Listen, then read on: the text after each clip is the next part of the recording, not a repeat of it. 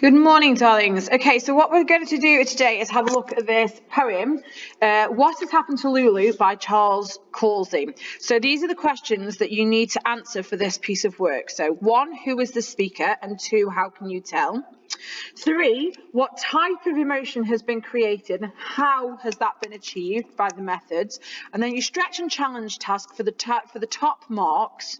How does the poet present ideas about parent and child relationships in this poem? Now for this one here, I will tell you that there are 2 parent and child relationships you need to consider.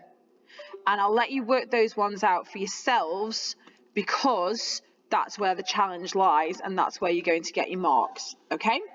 So let's get started. We always read a poem twice. We read once to the punctuation so that we know where the story, what the story is, and we then read to the end of the line. However, in this poem, we're quite lucky that at the end of the line, on most of the lines, is some punctuation. So let's start. What has happened to Lulu, mother? What has happened to Lou? There's nothing in her bed but an old rag doll and by its side a shoe. Why is her window wide, mother, the curtain flapping free, and only a circle on the dusty shelf where her money box used to be?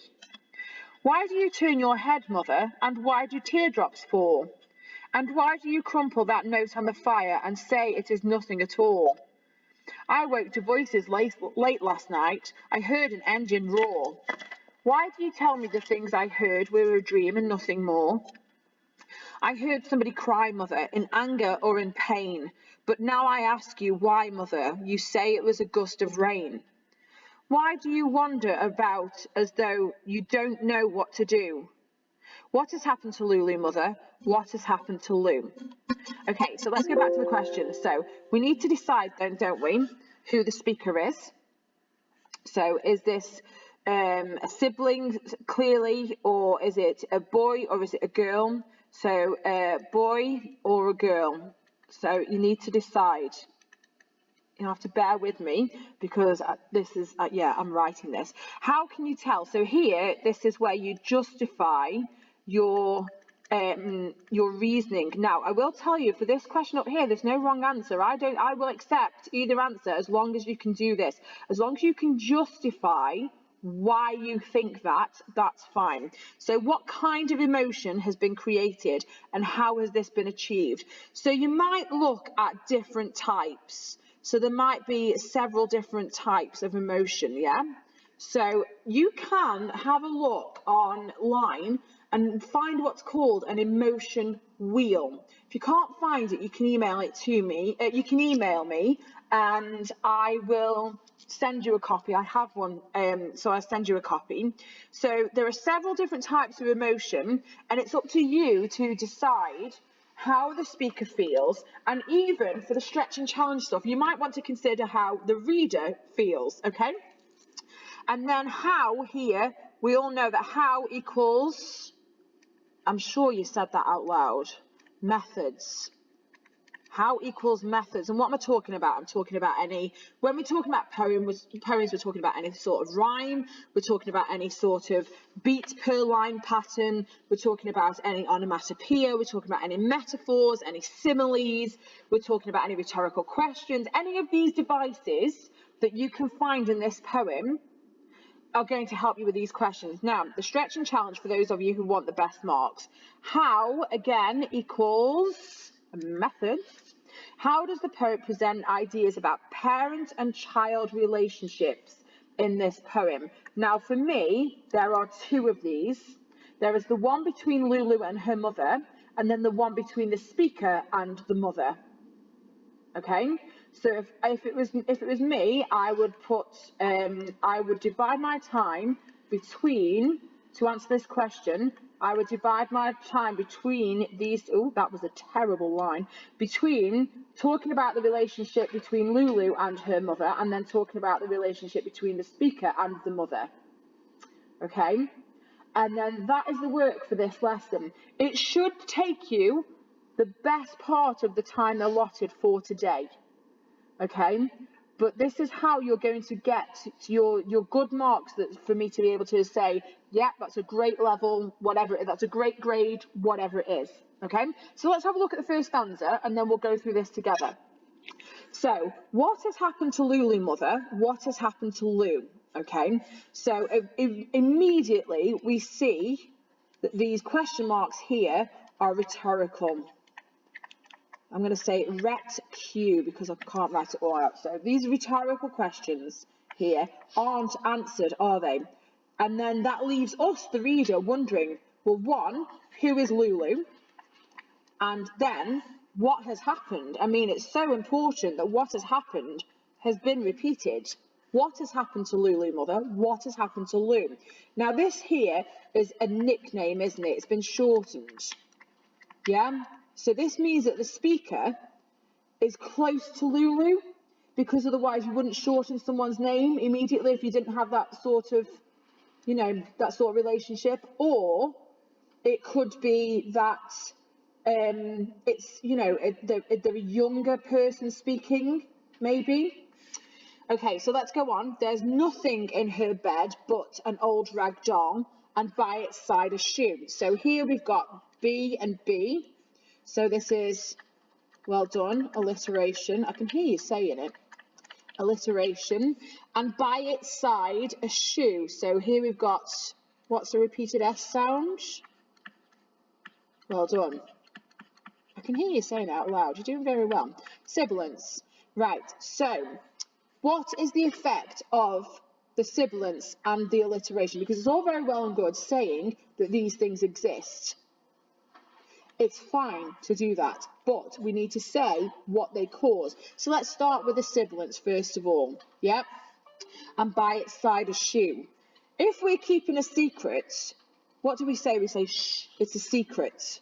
Okay, so maybe the reason why the person, the speaker, does not know is because what's happened to Lulu is a secret. And maybe that links to later in the poem. Yeah? Okay, so by her bed, there's nothing in her bed but an old rag doll. Now here, this but means except, doesn't it? I've just drawn all over me. Oh, dreadful. E-X-C-E-P-T is the spelling. It's not accept. We're not accepting a gift. It's accept. You can all go accept. Jeffrey, well, I don't know his name, right, okay. There's nothing in her bed but an old rag doll, and by its side a shoe. So Lulu has clearly left, and what it's left, and what she's left is an old rag doll. Now, the word old means that it's either ancient or unused, maybe. So could this be then, let's go over here, a metaphor for Lulu leaving her childhood behind, maybe? What do we think? Because when you are older, you don't really play with rag dolls anymore. So, if you were looking for your better marks, this is probably where you're going to find them. Okay? And by its side a shoe. A single shoe. We don't know if the shoe belongs to the rag doll or if it's one of Lulu's. If it's one of Lulu's, a single shoe could mean that she left in a rush, in a hurry, that she was desperate to get out of there. Ignore my writing, guys, this is terrible, I'm so sorry. Okay, that she was desperate to get out of there, okay? Now, this is just the first stanza. This quatrain here, it's a quatrain because it's 4. Let me just put that word somewhere so that we know how to spell it. Q-U-A-T-R-A-I-N, a quatrain. We haven't even mentioned the rhyme scheme. So we've got A, B, C, B, because Lou and shoe rhyme. So if we're talking about people who rhyme, how old is the speaker, do we think? Because of the rhyme scheme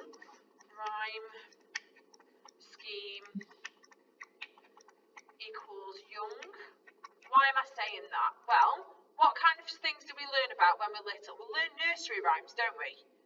Remember when we looked at blood brothers and we were talking about the beginning of blood brothers and how it sounds like something you might tell when you're a child, as like each other as two new pins and all the rest of it. A rhyme scheme might indicate that the speaker is young, so that might help with the first question about who is the speaker and how we can tell. Okay, so what kind of emotion has been created then? If we're in a rush or in a hurry, maybe it's a panic. Maybe Lulu was in a panic, she was in a hurry, she was desperate, that's an emotion, to get out. The nickname here might be revealing concern, which is also an emotion. Sorry, I forget to not click the button. Okay, these rhetorical questions here also reveal the concern. Yeah, does that make sense? What's another word for concern? Worry. Yeah. So these are how you're going to answer the questions. Now, for your stretch and challenge, how does the poet present ideas about parent and child relationships? Well, what do we look at here? We've got two parent and child relationships. We've got Lulu, who has run off or left. So you can analyse that relationship between Lulu and the mother. And you can analyse the relationship in this stanza and the rest of them between the child who is asking the questions and not getting an answer and the mother. Okay? So that's your work for today. You can go ahead and annotate the rest of these stanzas. You can get a copy of this online. It's just called What Has Happened to Lulu, and you can put the word poem and you get a copy online if you want to print it off and annotate. And then you will need to write up your answer in paragraphs, please. And you can email it to me or you can drop it into the shared area. Okay, I'm just going to leave you with these questions and these annotations. Okay, this is the sort of thing I want to see from you. And then I want these questions to be answered. Okay? Any issues, you know where I am. You can tweet me or you can email me. Tweet me at Miss Hine English. Okay? And that's somebody on my phone. Oh, I've got friends. Oh, it's Miss Pownell. All right. Okay. I'm going. See you later, guys. Trot.